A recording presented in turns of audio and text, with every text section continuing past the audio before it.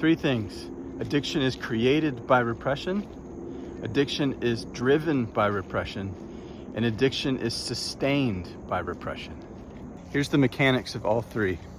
When kids push down certain emotions in childhood in order to stay safe and get love from their unconscious caregivers, they're forced to sort of split and live as half of themselves.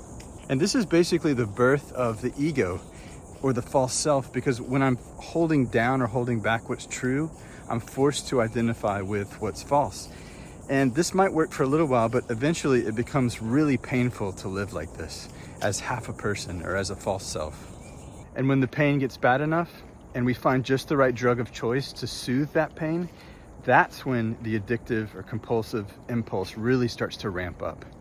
So that's how repression creates addiction. Now remember, there's still repressed, buried emotions in the body from childhood.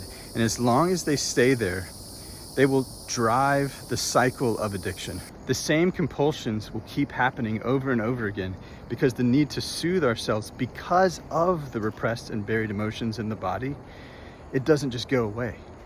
Really interesting side note here. I've worked with a lot of people to resolve their addiction by resolving their repression.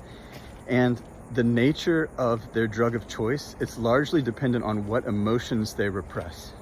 So if someone represses really big energies like anger or power or sexuality, then their ego or false self manifests as, calm, peaceful, timid, small, people-pleasing, right? And their drug of choice reflects that. It's usually downers or depressants like THC or heroin, things that make it easier for them to be calm and peaceful and show up as that kind of false self. And of course, the reverse is true for those who repress more vulnerable emotions like hurt or sadness. The false self and the drug of choice reflect the need to show up as strong or tough or in control, right? So uppers, cocaine, speed, yeah? And so when people come into the repression work, the drug of choice can be a great indicator as to what it is that they primarily repress, which of course is key to know when you're coming out of repression. And lastly, how does repression sustain addiction?